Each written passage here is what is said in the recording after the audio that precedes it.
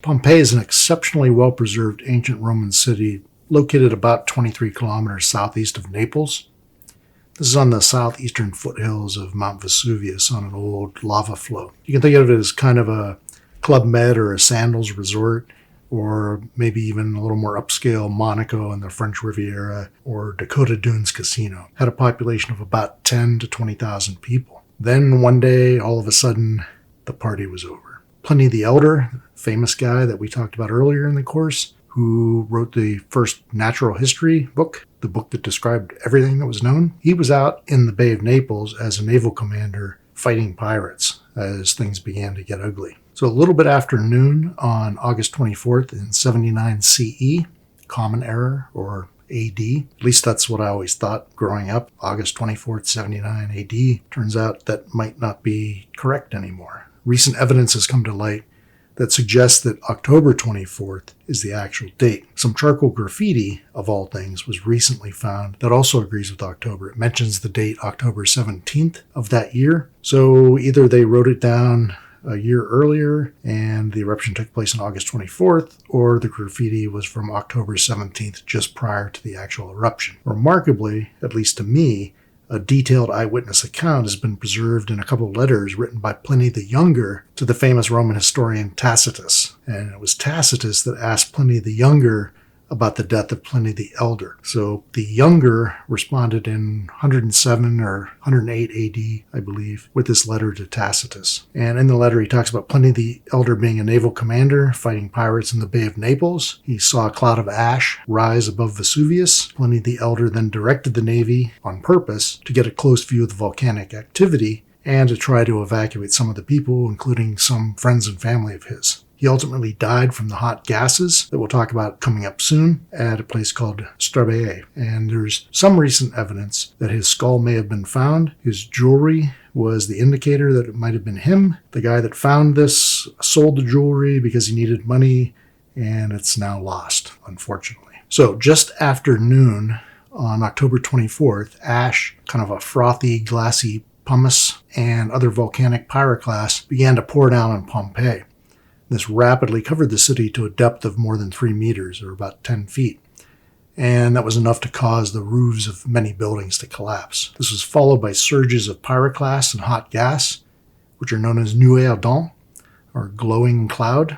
These reached the city walls in the morning of October 25th, and this very, very hot gas, hundreds of degrees centigrade, quickly asphyxiated the residents who had not been killed by the falling pyroclast previously. Additional pyroclastic debris flows and ashfalls followed. This added another 3 meters or so of pyroclasts that preserved the bodies of the inhabitants who died while they were trying to take shelter in their houses or trying to make an escape towards the coast. Ultimately, Pompeii remained buried under a layer of pumice and ash from 19 to 23 feet, or 6 or 7 meters in thickness, for 1,600 years. And importantly, it was this burial for 1,600 years that protected it from vandalism, looting, and the effects of climate and weather. In one of the worst days that anyone may have ever had, one person was being asphyxiated by hot poisonous gas when a giant bomb fell out of the sky right onto his head, killing him. I mean, that's a bad afternoon. So for 1,600 years, Pompeii was hidden under this ash, perfectly preserving everything.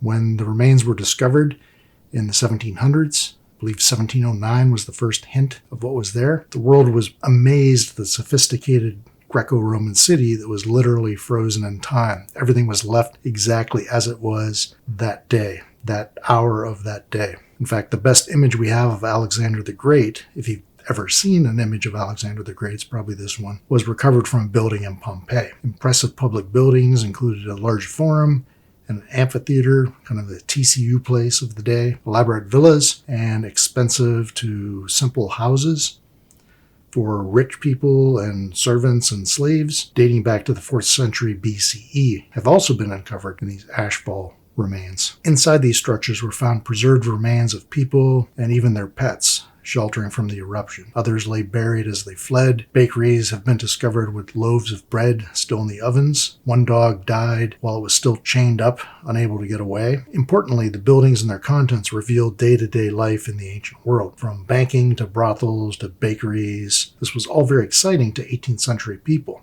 and they became fascinated with all Roman era, Greek era period information. When mysterious voids were found in the ash within some of the buildings, people wondered, what are these spaces?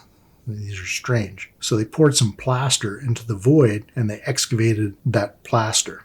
And they realized that these voids represent people whose bodies had decayed a long time ago. The details that they get from these casts include clothing, jewelry, you can see facial expressions of terror and pain, and their final position as they died. We can get a handle on the time of year again, August or October, by the clothing they were actually wearing that's preserved in these casts. The clothing indicates fall weather, not summer weather in southern Italy.